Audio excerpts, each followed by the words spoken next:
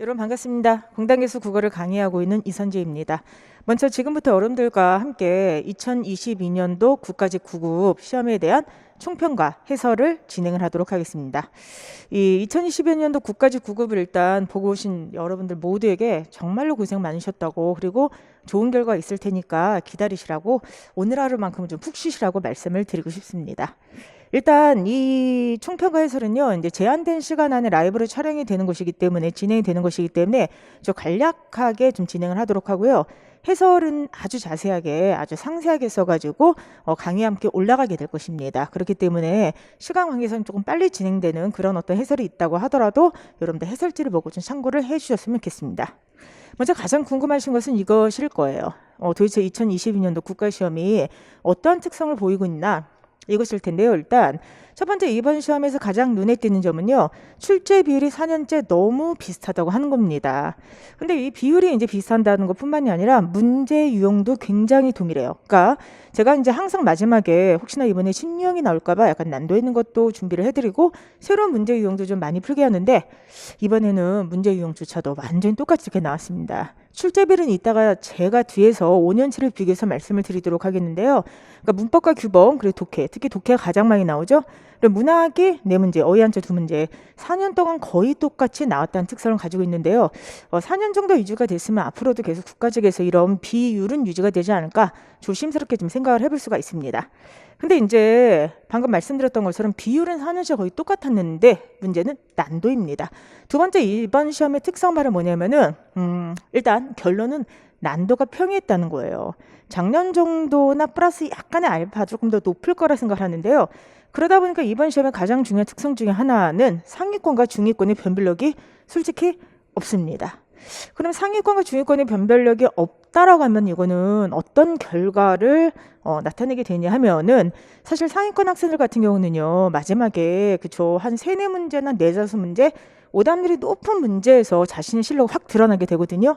그래서 아시겠지만 전체 평균이 만약에 70에서 75가 나온다고 하더라도, 만약에 전체에서 어려운 문제가 3문제나 4문제가 있다고 하면은 상위권은 그 문제를 치고 올라가게 되는 겁니다. 근데 이번에는요, 좀 이따 제가 구체적으로 문항별 난이도를 보여드리도록 하겠습니다. 전체적으로 난도가 좀 평이했는데, 이거는요 그냥 저희 주관적인 말씀이 아니라 이번에 딱 한 문제를 제한 나머지 모든 문제가 정답률이 75%가 거의 넘습니다. 자, 이것은 무슨 말이냐면, 한 문제를 펴놓고는요, 상위권이 사실 변별력을 가질 수 있는 문제가 출제가 안 되었다는 거거든요. 그 문제가 무엇인지 조금 이따가 보여드리도록 하고요. 근데 두 번째는 상위권에게는 좀 속상한 시험이었다 생각이 들어요. 근데 중위권 학생들에게는 사실 투자 대비 시간이나 효율성으로는 사실 가장 좋은 효과가 나오는 시험이 아닐까 생각을 합니다. 아시겠지만 좀 이따 이제 분석을 해드리겠지만, 여러분들 문법이 쉽게 나왔죠? 문법이 쉽게 나왔다는 것은 뭐냐면은 중위권이 매우 유리하다는 거예요. 하위권은 항상 유리하지 않아요. 하위권은 어차피 어떤 문제가 나와도 다 못 푸는 문제가 있기 때문에, 하위권은 사실은 이번 시험에서도 뭐 조금 더 잘 봤다 이 정도지 합격권에 갈 수가 없어요. 근데 중위권 학생들은 적어도 뭐 기본 이론 한 번 정도를 값게 돌리고 기본적인 독해력이 있으신 분들은요, 이번에 점수가 굉장히 잘 나왔을 겁니다. 그렇기 때문에 상위권은 사실 자신 실력을 그렇게 발휘할 수가 없는 문제들이었고, 중위권 학생들 같은 경우, 그러니까 기본 종합 이론만 정도 한 번이라도 충실히 들으셨던 분들은요, 이번에 생각보다 점수가 잘 나왔지 않았을까, 그래서 변별력이 좀 어떤 시험이었다, 이렇게 평가할 수가 있습니다. 세 번째, 이제 독해에 대한 평가를 빼놓을 수가 없는데요. 독해 같은 경우는 원래 국가직은 좀 평이하게 나오는 편이죠. 예를 들어서 지방직 같은 경우는요, 단락이 5개 이상짜리가 항상 나옵니다. 근데 이번 국가직 같은 경우는 제일 긴 게 4단락이었는데 4단락들이 굉장히 단문이에요. 굉장히 짧아요. 그러다 보니까 이번에 독해는요, 뭐 중단문 거의 단문 위주라고 볼 수가 있겠고요. 그리고 또 하나는 지문이 긴 것이 없다는 것도 특징이지만은 순형이 하나도 없었어요.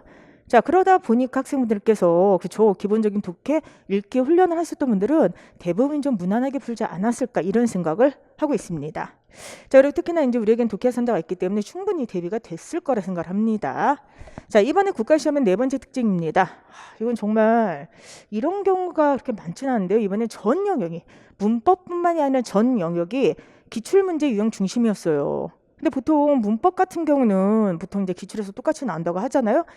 그래도 사실은 문학에서는 지문까지도 기출에서 내진 않고, 특히나 고전 같은 데나 아니면 현대시에서 약간 낯선 걸 하나씩 껴서 넣게 되는데, 이번에 문학 질문도 근데 기출에서 나왔어요. 기출에서. 그러니까 폐강랭이라고 하는 그 이태준 소설 하나만 자 기출이 안 됐던 것이지 하다못해 시죠. 네 가지 다 기출이죠. 그 다음에 그 신동엽의 시 같은 경우도 기출이죠. 그죠? 그 다음에 여러분들 그죠 고전소설 구운몽도 아시겠지만 3년 전에 나왔던 그 작품에서 또 똑같이 나오게 되었어요. 죄송해요. 제가 장기침이 아직도 좀 끊어지지가 않아가지고요. 어쨌든 간에 그래서 이번 시험의 특성은 전 영역 기출 유형 중심이었습니다. 그렇기 때문에 저는 오히려 역으로 학생분들께서 독해의 중요성 제가 항상 강조를 하니까 그것을 말할 것도 없지만은 기출 문제 분석이 모든 시험의 근본이구나. 기출의 중요성을 다시 한번 깨닫게 되지 않았을까 이런 생각을 하고 있습니다. 자, 어쨌든 간에 전체적으로 여러분들 분석을 해드렸으니까 문항별 분석을 좀 보도록 하겠습니다. 4년 동안 똑같아요. 이번에 보시면은 이제 뭐 담화를 어디다 넣냐 빼냐에 따라서 조금 이제 다르긴 하지만 어쨌든 간에 문법 규범에서 5문제가 나왔는데 문법이 하나도 안 나왔죠. 담화 하나만 나왔죠. 나머지는 다 올해 같은 경우는 이상하게 한글 맞춤법 중이나 올바른 문장색에서 나왔어요. 작년과 요점 좀 다릅니다. 자, 그다음에 어휘 한자 표기 하나, 한자 성어 하나. 그렇죠? 이렇게 나왔고요. 독해가 9문제, 현대문학 2문제, 구조문학 1문제, 2문제가 나왔는데 자, 이렇게 지식형에 해당되는 문제가 7, 그다음에 지문 분석형 13가지였는데요. 작년도 똑같았어요. 이게 작년도 문학 분석표였거든요. 재작년도 거의 비슷했어요. 재작년도 물론 독해와 고전에서 약간 한 문항 정도 차이가 있지만 거의 똑같습니다. 그래서 제가 항상 말씀드린 거 있죠, 여러분들. 물론 해마다 조금씩 변화가 있을 수는 있겠으나 과거 5년 동안의 문항 분석표를 보게 되면은요, 자, 저희 시험의 특성이 뭐라 그랬죠?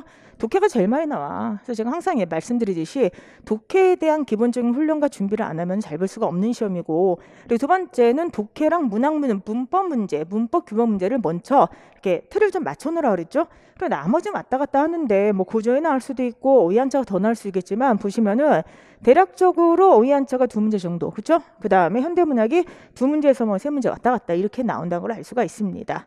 그래서 제가 과거 4년, 5년 동안 거의 문제의 출제 비율은 변함이 거의 없다. 이렇게 이제 말씀드렸던 거예요. 그런데 이제 문제는 뭐냐면은 난도예요. 자, 문항 출제 비율은 굉장히 비슷했는데 문제는 난도인데요. 작년도 시험이 역대급으로 쉬웠죠. 근데 작년도에 평균이 74.1이에요. 74.1이라고 하는 거는 이게 전체 평균이야. 그러니까 이제 국어에 대해서 아무것도 모르고 가서 문제를 풀었던 사람들도 대충 이 정도 맞을 수 있다는 거죠. 자, 그 다음에 상위권은 90이야. 상위권 점수가 90점대로 올라갔다는 건 뭐냐면은 거의 다 맞는다는 뜻이에요. 자, 이렇게 나왔는데 올해는 그럼 어떻게 나올 것인가? 올해는 아직 정확하게 최종 결과는 안 나왔어요. 지금 그 결과를 이제 받아들고 기다리다 이렇게 봤는데 아직까지는 최종적으로 나오지 않았지만 대략적인 겁니다. 조금씩 변동이 있을 거예요. 근데 이제 놀라운 것은 상위권의 평균이에요. 상위권 점수가 그죠? 95점입니다. 오히려 작년보다도 조금 더 올라갔어요. 왜 그러냐면은 작년도는 오답률 5위 안에 든 문제 중에서요. 그 3문제가 어쨌든 60%대가 있었어요. 그렇죠? 그렇죠. 하나가 이제 2개가 30%였고. 근데 올해 같은 경우는 상위권은 한 문제 틀릴까 말까 한다는 뜻이에요. 운 좋으면 다 맞고 아니면 한 문제 왔다 갔다 한다. 근데 왜 이렇게 상위권 점수가 더 올라갔느냐? 그거는 이번에 그 최고 난도 문항의 특성을 보면 알 수가 있습니다. 최고 난도 문항이 지금 쭉 나오게 되는데요. 여러분들이 이게 거의 1차거든요. 자, 이번에 그 최고 난도 가장 어려운 문제 1위는 16번에 있는 한자 문제입니다. 그 해결 나왔던 거 있죠. 여러분들 해결 만족이고 나왔는데 한자가 정답률 보세요. 처참합니다. 20%인데요. 20%라고 하는 것은요. 거의 다 대부분의 학생들이 이거는 상위권 학생들조차 다 한자 공부를 손을 놓고 있다는 뜻이죠. 그냥 찍었다는 거예요. 기도하면서 찍었다는 겁니다.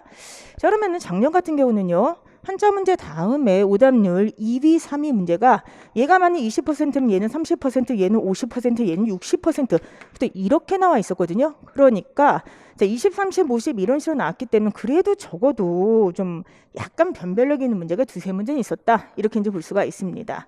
근데 올해 문제는 어떻게 나왔냐? 자, 한자가 지금 20%죠? 사이시어시 문제가 2위예요. 이게 2위인데 73%야. 중간에 어려운 문제가 없었다는 거예요, 여러분들. 사이시어 문제가 난 2위가 된 걸 보고 너무너무 놀랐어요. 이거는 뭐냐? 그냥 공부 하나도 안 하고 들어간 학생들이 그렇게 많다는 것이죠. 사이시어는 기본 종합반만 보더라도, 그죠? 듣더라도 다들 맞을 수 있었던 문제. 또 나는 이번에 원문 해석 문제 나왔지 않습니까? 적용 문제. 그거 얼마나 강조했습니까? 그걸 모르더라도 할 수 있겠지만 멍멍 뭐예요? 이거 하나만 알아도 사실 풀 수가 있었던 문제였어요. 자, 그 다음에 여러분들 15번 문제가 단락 그 배열하기 문제였는데 요게 74 비슷비슷합니다. 자, 내용 추론 문제 10번 문제가 79번 문제, 그 다음에 배열하기 문제 또 하나 있었죠. 80번. 근데 사실은 여러분들 보통 우리가 오답률 3위는 조심하세요, 2는 조심하세요라고 해야 돼. 원래는 해야 되는데 이번에는 이게 지금 제 주관적인 평가가 아니잖아요. 여러분들 객관적으로 여러분께서 입력한 거의 일치하거든요. 이 결과가 지금 이렇게 나왔다고 하는 것은 이번에 결과적으로 어려운 문제가 딱 하나뿐이 없었다는 거예요, 여러분들. 그러다 보니까 전체 평균도 높지만 제일 중요한 게 상위권 평균인데 상위권 평균이 미친 듯이 올라가게 되는 겁니다. 이렇게 나오게 되면 사실 저는 사실 이번에 상위권 학생들이 얼마나 속상했을까 이런 생각이 좀 들어요. 본인 공부한 것을 사실 발휘를 할 만한 그 터가 있어야 되는 건데 우리의 노력이 이렇게 발휘할 만한 문제가 좀 나오지 않았다. 물론 이제 생각보다 점수가 좋게 나오신 분들은 굉장히 그쵸 좋고 좋아하고 행복해하고 이러시겠지만은 강의라는 제 입장에서는 문제가 이렇게 나오게 되면은 앞으로 심화 강의를 좀 없애야 되나 사실 이런 얘기를 생각을 할 정도로 사실 이번 문제는 객관적으로 이 지표가 보여주고 있다 생각을 합니다. 자, 그러면 이러면은 무슨 문제가 생기게 되냐? 이렇게까지 미친 듯이 평균이 올라가게 되면요. 결과적으로 한두 문제 제로 최고 득점이 결정이 돼요. 이때 최고 득점이라고 하는 건 여러분들 뭐 90점 이게 아니라 거의 100점이 결정이 된다고 하는 것입니다. 자, 그러면 여러분들 상위권 학생들이 지금 20% 분이 안 맞다 한자 문제. 선생님 그럼 이걸 어떻게 대비를 해야 됩니까? 저는 그러면 어떻게 앞으로 이렇게 한 문제를 대비를 해야 될까요? 자, 한자는 제가 항상 뭐라 그랬죠? 그죠? 오늘 배웠던 게 다음 주에 시험에 나온다. 그런 걸로 여러분께서 공부를 하라고 그랬죠? 그러니까 제가 항상 최상위권으로 가기 위해선 마지막 한 문제가 중요한데 그게 아마 한자일 것이다. 근데 대부분 손을 놓고 있기 때문에 그것도 뭐라고 할 수가 없어요. 그렇죠? 그렇기 때문에 마지막 그 문제를 풀 때는 우리의 자세는 술술 한자처럼 평상시 조금씩 하면서 내가 오늘 풀었던 한자 문제가 다음 주에 나온다 생각하라고 그랬어요. 자, 이번에 사실 적중이 의미가 있는 건 이 한자뿐이 없어요. 한자 문제가 이게 어디에 나왔냐? 여러분 놀라운 걸 보여드리도록 하겠습니다. 봉투 모의고사 6회에 나왔어요. 이거 안 보이세요? 봉투 모의고사 제 6회. 자, 6회 18번에 해결 나왔죠? 해결 나왔죠. 그러니까 이번에 사실은 다른 한자는 알 필요가 없잖아. 해결만 제대로 된 거 알면 풀 수가 있죠. 근데 너무나 놀라운 것이 봉투에서 풀었어. 봉투는 나침반 다음에 우리가 풀었던 문제예요. 근데 전체 정답률 25%야. 이것은 무엇을 의미할까? 학생분들이 그쵸 버리는 문제가 그렇게 많다고 하는 것입니다. 자, 그래서 여러분들 저는 여러분께 꼭 말씀을 드리고 싶은 게 있어요. 이번 시험처럼 앞으로 지방지 쉽게 나올지 어떨지는 모릅니다. 근데 옛날처럼 지금 굉장히 지엽적인 거를 막 문법을 깊이 있게 막 이상한 것까지 그렇게 할 필요는 없다 그랬죠. 근데 제일 중요한 건 뭐냐면은 독해를 바탕으로 변별적인 문제를 한두 문제를 더 맞아야지 상위권, 최상위권으로 올라갈 수가 있다는 거예요. 지금 이미 전체 평균 75점인 시험에서 사실은 여러분들 두 문제 틀렸다, 세 문제 틀렸다 하는 것은 그쵸 이미 합격권에서 약간 불리해지는 그런 어떤 위치에 있다는 것이죠. 그렇기 때문에 여러분들 공부량을 늘리거나 지엽적인 걸 보라는 게 아니에요. 어떻게 해라? 성실함으로 무장을 해서 내가 오늘 보는 게 다음 주 시험에 나올 것이다라는 생각으로 앞으로 시험도 대비를 하셨으면 좋겠고요. 그리고 항상 제가 말씀드리는 거 독해 훈련 아직까지도 안 하신 분 계십니까? 이 독해 훈련 저는 독해 강의라고 하지 않고 훈련이라고 해요. 여러분들과 함께 하는 게 좀 독해라는 생각을 하기 때문에 독해 훈련, 그죠? 지방직은요, 이건 겁질러 가는 게 아니에요.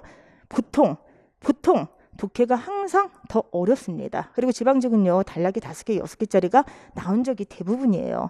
그렇기 때문에 이번에 독해를 잘 보셨다고 해가지고 이번 독해는 대부분 쉬웠기 때문에 아까 정답률 보여드렸죠? 다 75% 이상이에요. 그렇기 때문에 여러분들께서 자만하지 마시고요. 항상 독해를 바탕으로, 독해 훈련을 바탕으로 해서 그렇죠. 나머지 변별력 있는 문제를 성실성을 무장하면서 하나라도 더 맞을 수 있도록 그렇게 해서 지금은 최고 득점을 노려야 될 때가 아닌가 이렇게 생각합니다. 자, 어쨌든 간에 시험을 보셨던 모든 분들 정말 고생을 많이 하셨고요.